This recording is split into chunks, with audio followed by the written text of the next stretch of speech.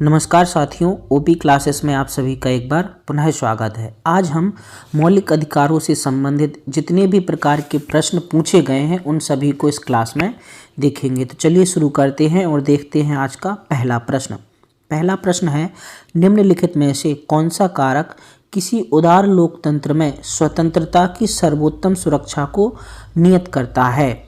तो उदार लोकतंत्र में स्वतंत्रता की सर्वोत्तम सुरक्षा के लिए शक्तियों का पृथक्करण अनिवार्य है। शक्तियों के पृथक्करण के अंतर्गत विधायिका, न्यायपालिका और कार्यपालिका को तीनों अलग अलग प्रकार से काम करने की छूट दी जाती है। अगला प्रश्न है, निम्नलिखित में से कौन सा एक सही है? तो पहला है, भारतीय संविधान में मूल अधिकारों को शामिल करने के लिए नेहरू रिपोर्ट 1928 ने समर्थन किया था। तो इसका सही उत्तर ए हो जाएगा। क्यों? अगला प्रश्न है, मौलिक अधिकार, इनके बारे में कुछ विकल्प दिए गए हैं, उनको देखना है। कभी भी निलंबित नहीं किए जा सकते, प्रधानमंत्री के निर्देशों से निलंबित किए जा सकते हैं, राष्ट्रपति की इच्छा पर निलंबित हो सकते हैं, या फिर आपातकालीन स्थिति में निलंबित किए जा सकते हैं। तो इसका उत्तर है डी, आपातकालीन स्थिति में मौलिक अधिकार निलंबित किए जा सकते हैं। अगला प्रश्न है, भारत में मौलिक अधिकारों के संबंध में निम्न वक्तव्यों पर विचार कीजिए। पहला है, ये राज्य के कृत्य के विरुद्ध एक गारंटी है, सही है। ये संविधान के भाग 3 में सूचीबद्ध है, ये भी सही है। सामाजिक, आर्थिक और राजनीतिक न्याय सुनिश्चित करते हैं, ये भी सही है। यह संयुक्त राज्य अमेरिका में अधिकारों के बिल की भांति नहीं है, ये गलत है, क्योंकि संविधान में मौलिक अधिकार अमेरिका के संविधान से ही ग्रहण किए गए हैं। तो इसका सही उत्तर हो जाएगा 1, 2 और 3। अगला प्रश्न है, भारतीय संविधान में किस अनुच्छेद के अंतर्गत नागरिकों को मौलिक अधिकार प्रदान किए गए हैं? तो अनुच्छेद 12 से 35 के अंतर्गत मौलिक अधिकार दिए गए हैं। अगला प्रश्न है, भारतीय संविधान का कौन सा अनुच्छेद संवैधानिक प्रावधानों को संघीय संसद, राज्य विधान पालिकाओं द्वारा बनाए गए नियमों और कानूनों पर प्राथमिकता प्रदान करता है? तो अनुच्छेद 13 के अंतर्गत यह व्यवस्था की गई है कि यदि संसद कोई ऐसा नियम बनाती है जिससे मूल अधिकार कम हो तो वह नियम या कानून स्वतः ही समाप्त हो जाएगा। अगला प्रश्न है, भारतीय संविधान में समता का अधिकार 5 अनुच्छेदों द्वारा प्रदान किया गया है, ये हैं। तो समता के अधिकार अनुच्छेद 14 से लेकर अनुच्छेद 18 के मध्य वर्णित हैं। अगला प्रश्न है, समानता का अधिकार संविधान के निम्न अनुच्छेदों में से किसके अंतर्गत दिया गया है? तो समानता के अधिकार के अंतर्गत अनुच्छेद 14, अनुच्छेद 15 और अनुच्छेद 16 आते हैं। इसका सही उत्तर हो जाएगा 2, 3 और 4। अगला प्रश्न है, भारतीय संविधान के निम्नलिखित अनुच्छेदों में से कौन विधायन सत्ता पर पूर्ण नियंत्रण लगाता है? तो अनुच्छेद 14 के अंतर्गत विधि के समक्ष समता और विधि के समान संरक्षण दिया गया है, जो कि विधायन सत्ता पर पूर्ण नियंत्रण लगाता है। अगला प्रश्न है, निम्नलिखित में से भारत के संविधान का कौन सा अनुच्छेद कानून के समक्ष समानता से संबंधित है? तो अनुच्छेद 14 विधि के समक्ष समता और विधि के समान संरक्षण का प्रावधान करता है। अगला प्रश्न है, विधि का नियम या कानून के अधिराज्य का मतलब क्या है? तो सभी के लिए एक कानून और सभी के लिए एक न्यायतंत्र ही विधि का नियम या कानून का अधिराज्य कहलाता है। अगला प्रश्न है, धर्म आदि के आधार पर विभेद का प्रतिषेध भारत के संविधान का अनुच्छेद 15 एक मूल अधिकार है जिसे इसके अधीन वर्गीकृत किया जाएगा। यानी अनुच्छेद 15 किसके अंतर्गत रखा गया है? तो अनुच्छेद 15 को समता के अधिकार के अंतर्गत रखा गया है। अगला प्रश्न है, संविधान के किन अनुच्छेदों के अनुसार ओबीसी यानी अन्य पिछड़ा वर्ग को आरक्षण के प्रावधान किए गए हैं? तो अनुच्छेद 15(4) और 16(4) के अंतर्गत ओबीसी को आरक्षण प्रदान किया गया है। अगला प्रश्न है, भारतीय संविधान में जैसा निहित है निम्नलिखित में से कौन सा समानता के मौलिक अधिकारों में सम्मिलित नहीं है? तो समानता के मौलिक अधिकारों में कानून के समक्ष समानता, सामाजिक समानता और अवसर की समानता का वर्णन किया गया है, जबकि आर्थिक समानता का कोई वर्णन नहीं मिलता है। अगला प्रश्न है, निम्नलिखित में से किसने भारतीय न्यायालय को समान कार्य के लिए समान वेतन का मौलिक अधिकार निगमन करने हेतु सक्षम किया है? पहला है, संविधान की प्रस्तावना में प्रयुक्त समाजवादी शब्द ने। दूसरा है, ए को यानी इसको संविधान के अनुच्छेद 14 के साथ मिलाकर पढ़ने पर, तीसरा है ए को संविधान के अनुच्छेद 16 के साथ मिलाकर पढ़ने पर, और डी है ए बी सी सभी को मिलाकर पढ़ने पर। तो इसका सही उत्तर हो जाएगा ए बी सी सभी को मिलाकर पढ़ने पर। अगला प्रश्न है, भारतीय संविधान की प्रस्तावना में प्रयुक्त समाजवाद शब्द को निम्नलिखित किस अनुच्छेद या अनुच्छेदों के साथ मिलाकर पढ़ने से सर्वोच्च न्यायालय को समान कार्य के लिए समान वेतन को मौलिक अधिकार परिभाषित करने की शक्ति प्राप्त हुई है? तो प्रस्तावना में समाजवाद के साथ अनुच्छेद 14 और 16 को साथ में मिलाकर पढ़ने से समान कार्य के लिए समान वेतन को मौलिक अधिकार के रूप में परिभाषित किया गया है। अगला प्रश्न है, संविधान के किस प्रावधान द्वारा अस्पृश्यता का उन्मूलन किया गया है? तो अनुच्छेद 17 के तहत अस्पृश्यता का उन्मूलन किया गया है। अगला प्रश्न है, निम्नलिखित मौलिक अधिकारों के किस संवर्ग में अस्पृश्यता के रूप में किए गए विभेदन के विरुद्ध संरक्षण समाविष्ट है? तो अस्पृश्यता का अंत समता का अधिकार के अंतर्गत रखा गया है। अगला प्रश्न है, भारत में अस्पृश्यता का निवारण निम्नलिखित में से किन उपायों द्वारा किया जा सकता है? पहला है कानून बनाकर, ये सही है। शिक्षा की उन्नति द्वारा, ये सही है। जन जागरण के द्वारा, ये सही है। नौकरी में प्रवेश दिलाकर, ये गलत है। तो इसका सही उत्तर हो जाएगा 1, 2 और 3। अगला है, भारतीय संविधान के निम्नलिखित अनुच्छेदों में से कौन भिन्न वर्ग में आता है? तो अनुच्छेद 19 भिन्न है, क्योंकि अनुच्छेद 14, 15 और 16 समानता के अधिकार के अंतर्गत आते हैं, जबकि अनुच्छेद 19 स्वतंत्रता के अधिकार के अंतर्गत आता है। अगला प्रश्न है, भारतीय संविधान में स्वतंत्रता का अधिकार 4 अनुच्छेदों द्वारा प्रदान किया गया है। तो अनुच्छेद 19 से लेकर 22 तक स्वतंत्रता के अधिकार को वर्णित किया गया है। अगला प्रश्न है, भारतीय संविधान के किस अनुच्छेद में भाषण एवं अभिव्यक्ति की स्वतंत्रता के मूल अधिकार का प्रावधान किया गया है? तो अनुच्छेद 19 के अंतर्गत भाषण एवं अभिव्यक्ति की स्वतंत्रता के मूल अधिकार का प्रावधान किया गया है। अगला प्रश्न है, भारत के संविधान में निम्नलिखित में से कौन सा अनुच्छेद प्रेस की स्वतंत्रता से संबंधित है?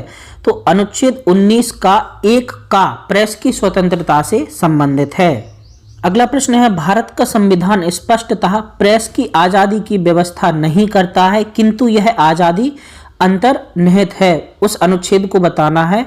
तो अनुच्छेद 19(1)(a) के अंतर्गत प्रेस की स्वतंत्रता अंतर्निहित है। अगला प्रश्न है, उच्चतम न्यायालय की व्यवस्था के अनुसार निजी भवनों के ऊपर राष्ट्रीय झंडे को फहराना अनुच्छेद के तहत हर नागरिक का मौलिक अधिकार है। तो संविधान के अनुच्छेद 19(1)(a) के तहत राष्ट्रीय झंडे को फहराना नागरिक का मौलिक अधिकार है। अगला प्रश्न है, स्वतंत्रता के अधिकार के भाग के रूप में निम्नलिखित में से कौन सा बिना हथियार के शांतिपूर्ण ढंग से इकट्ठा होने की स्वतंत्रता के अंतर्गत नहीं आता है? तो किसी भी अफसर का घेराव करना बिना हथियार के शांतिपूर्ण ढंग से इकट्ठा होने की स्वतंत्रता के अंतर्गत नहीं आता है। अगला प्रश्न है, निम्नलिखित में से किस आधार के कारण नागरिक की विचार अभिव्यक्ति की स्वतंत्रता पर प्रतिबंध नहीं लगाया जा सकता? तो भारत की संप्रभुता के आधार पर लगाया जा सकता है, लोक व्यवस्था के आधार पर लगाया जा सकता है, न्यायपालिका का अपमान इसके आधार पर लगाया जा सकता है, लेकिन अवांछनीय आलोचना के आधार पर प्रतिबंध नहीं लगाया जाता है। तो सही उत्तर हो जाएगा डी।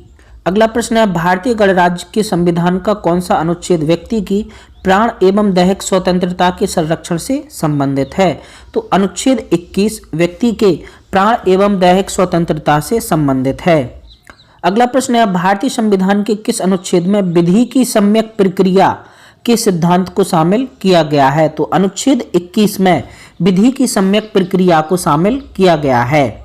अगला प्रश्न है, भारतीय संविधान का कौन सा अनुच्छेद व्यक्ति के विदेश यात्रा के अधिकार को संरक्षण प्रदान करता है? तो अनुच्छेद 21 के तहत व्यक्ति को विदेश यात्रा के अधिकार को दिया गया है।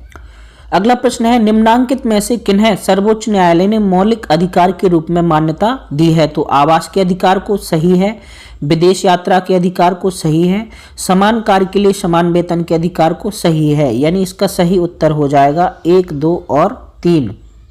अगला प्रश्न है, निम्नलिखित अधिकारों में से कौन सा अधिकार अनुच्छेद 19(1)(d) को अनुच्छेद 21 से मिलाकर पढ़ने पर प्राप्त होता है?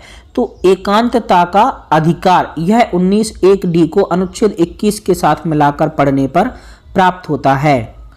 अगला प्रश्न है, भारतीय संविधान के किस अनुच्छेद के अंतर्गत निजता का अधिकार संरक्षित है? तो अनुच्छेद 21 के अंतर्गत निजता का अधिकार संरक्षित है।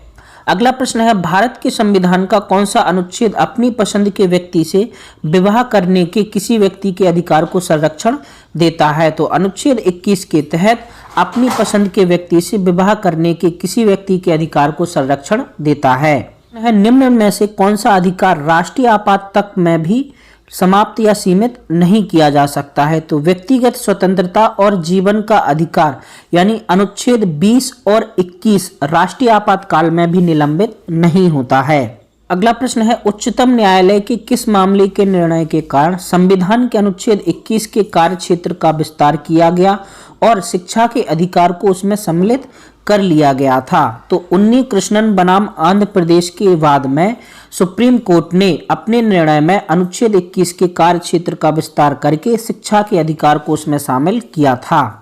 अगला प्रश्न है, 6 वर्ष की आयु से 14 वर्ष की आयु के बीच के सभी बच्चों शिशुओं को शिक्षा का अधिकार है? तो यह एक मौलिक अधिकार है। अगला प्रश्न है, भारत के संविधान में शोषण के विरुद्ध अधिकार द्वारा निम्नलिखित में से कौन सा परिकल्पित है? मानव देह का व्यापार और बंधुआ मजदूरी यानी बेगारी का निषेध सही है।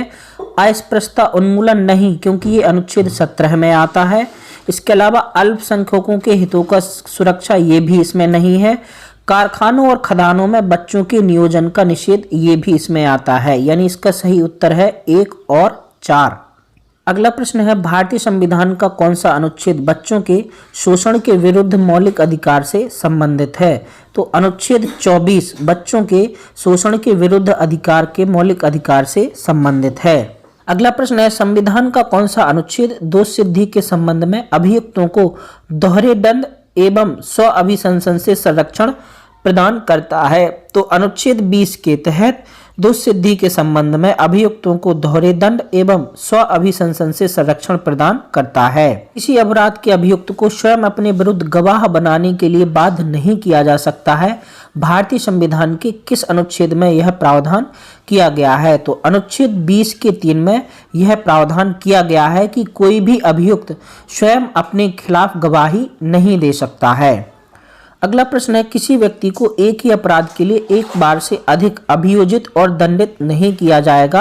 अपराधों के लिए दोष सिद्धि के संबंध में उपरोक्त संरक्षण किस अनुच्छेद के अंतर्गत आता है? तो यह व्यवस्था अनुच्छेद 20 के अंतर्गत की गई है।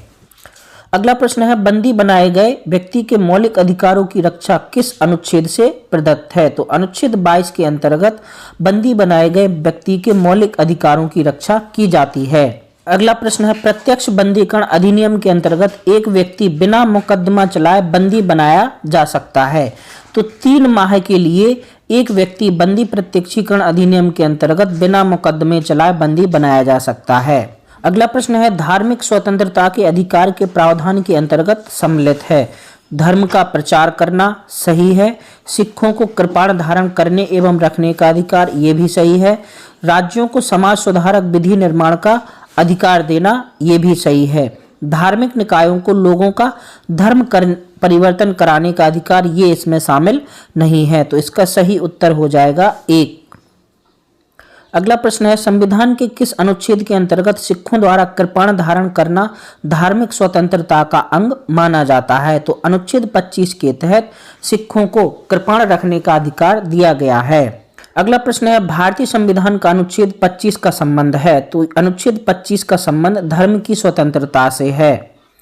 अगला प्रश्न है, भारतीय संविधान के अनुच्छेद 25 में प्रयुक्त हिंदू शब्द किसे सम्मिलित नहीं करता है? तो भारतीय संविधान के अनुच्छेद 25 खा के तहत बौद्धों को, जैनों को और सिखों को हिंदू के तहत वर्गीकृत किया गया है, जबकि पारसियों को इसमें शामिल नहीं किया गया है। प्रश्न है, निम्नलिखित में से कौन सा एक सुमेलित नहीं है? अनुच्छेद 23 मानव दुर्व्यापार एवं बलात्श्रम ये सही है। अनुच्छेद 24 कारखानों आदि में बालकों के नियोजन का प्रतिषेध ये भी सही है।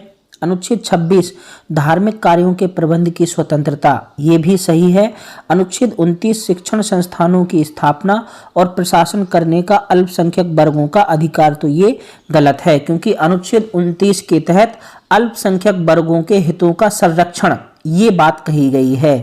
अगला प्रश्न है, भारतीय संविधान का कौन सा अनुच्छेद अल्पसंख्यकों को अपनी मनपसंद शिक्षण संस्थाओं को स्थापित और संचालित करने के अधिकार को संरक्षण प्रदान करता है? तो अनुच्छेद 30 के तहत अल्पसंख्यकों को उनके मनपसंद शिक्षण संस्थान स्थापित करने और उनको संचालित करने का अधिकार दिया गया है। अगला प्रश्न है, निम्नलिखित में दिए गए कथनों और कारणों पर विचार कीजिए। कथन है, भारतीय संविधान का अनुच्छेद 30 अल्पसंख्यक वर्ग शब्द को परिभाषित नहीं करता है, तो ये सही है। दूसरा है, संविधान केवल भाषाई और धार्मिक अल्पसंख्यक वर्ग को मान्यता प्रदान करता है, तो ये भी सही है। ए और आर दोनों सही तो हैं, परंतु आर ए की सही व्याख्या नहीं करता है, इसलिए इसका सही उत्तर हो जाएगा बी। अगला प्रश्न है, निम्नलिखित में से किसको संविधान द्वारा मौलिक अधिकारों को लागू करने की शक्ति दी गई है? तो भारत के सर्वोच्च न्यायालय और उच्च न्यायालय को मौलिक अधिकारों को लागू करने की शक्ति दी गई है। प्रश्न है, निम्नलिखित कथनों में से कौन सा सही नहीं है? के.एम. मुंशी संविधान का प्रारूप बनाने वाली समिति के एक सदस्य थे, ये सही है। संविधान सभा द्वारा भारतीय संविधान स्वीकार किया गया, ये भी सही है। बलवंत राय मेहता समिति 1957 द्वारा पंचायती राज की संस्तुति की गई है, ये भी सही है। संविधान के अंतर्गत मूल अधिकारों का संरक्षक भारत का राष्ट्रपति है, ये गलत है क्योंकि मूल अधिकारों का संरक्षक न्यायपालिका को बताया गया है। निम्नलिखित में से किस एक अधिकार को डॉक्टर बी.आर. अम्बेडकर द्वारा संविधान की आत्मा कहा गया है? तो डॉक्टर बी.आर. अम्बेडकर ने अनुच्छेद 32 यानी संवैधानिक उपचार के अधिकार को संविधान की आत्मा कहा है। अगला प्रश्न है, इसमें कथन और कारण दिए हैं। पहला कथन है, संविधान के अनुच्छेद 32 को डॉक्टर बी.आर. अम्बेडकर ने इसकी आत्मा कहा है, ये सही है। अनुच्छेद 32 मौलिक अधिकारों के अतिक्रमण के विरुद्ध प्रभावी उपचार का प्रावधान करते हैं, ये भी सही है। और आर कथन ए की सही व्याख्या करता है, तो इसका सही उत्तर हो जाएगा ए। भारत के संविधान के किस अनुच्छेद के अंतर्गत भारत का उच्चतम न्यायालय नागरिकों के मूल अधिकारों के प्रवर्तन के लिए विभिन्न रिटें जारी करता है? तो अनुच्छेद 32 के तहत मूल अधिकारों का हनन होने पर सुप्रीम कोर्ट 5 प्रकार की रिटें जारी कर सकता है। अगला प्रश्न है, निम्नलिखित में से किस एक प्रलेख को किसी व्यक्ति की स्वतंत्रता का महानतम रक्षक माना जाता है? तो बंदी प्रत्यक्षीकरण किसी व्यक्ति की स्वतंत्रता का महानतम रक्षक माना जाता है। अगला प्रश्न है, निम्नलिखित में से कौन सुमेलित नहीं है? बंदी प्रत्यक्षीकरण to have the body of सही है। परमादेश बी कमांड, ये भी सही है। प्रतिषेध टू बी सर्टिफाइड, तो ये गलत हो गया क्योंकि टू बी सर्टिफाइड उत्प्रेषण के लिए प्रयुक्त किया जाता है। वहीं अधिकार परीक्षा यानी वाई व्हाट अथॉरिटी, ये भी सही है, यानी इसका प्रतिषेध टू बी सर्टिफाइड ये मिलान गलत दिया है। निम्नलिखित में से सुमेलित नहीं है। अस्पृश्यता का अंत अनुच्छेद 17 के तहत आता है। धर्म की स्वतंत्रता अनुच्छेद 25 में है। अल्पसंख्यकों के हितों का संरक्षण अनुच्छेद 29 में है। वहीं गिरफ्तारी एवं निरोध के विरुद्ध संरक्षण अनुच्छेद 23 में ना होकर अनुच्छेद 22 में दिया गया है।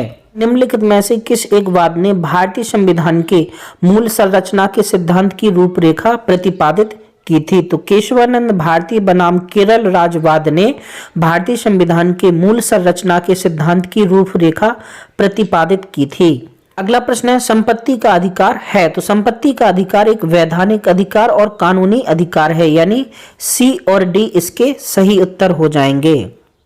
44वें संविधान संशोधन अधिनियम 1978 द्वारा संपत्ति के अधिकार को मौलिक अधिकारों की सूची से हटा दिया गया है, ये सही है। संपत्ति के अधिकार को संविधान के भाग 12 में अनुच्छेद 301 के तहत विधिक अधिकार बना दिया गया है, तो ये भी सही है, यानी इसका उत्तर हो जाएगा कथन 1 और 2 दोनों सही हैं। अगला प्रश्न है, निम्नलिखित में से कौन सा मूल अधिकार विदेशी नागरिकों को प्राप्त नहीं है? तो अभिव्यक्ति की स्वतंत्रता का अधिकार विदेशी नागरिकों को प्राप्त नहीं है। अगला प्रश्न है, भारतीय संविधान के अंतर्गत निम्नलिखित में से कौन सा एक अधिकार सभी व्यक्तियों को प्राप्त है? तो विधि के समान संरक्षण का अधिकार सभी व्यक्तियों को प्राप्त है।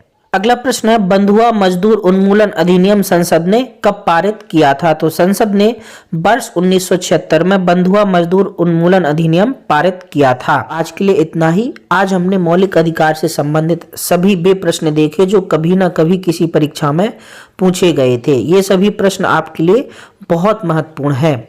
अगर वीडियो आपको पसंद आ रहा है तो लाइक, कमेंट और शेयर करना ना भूलें। धन्यवाद।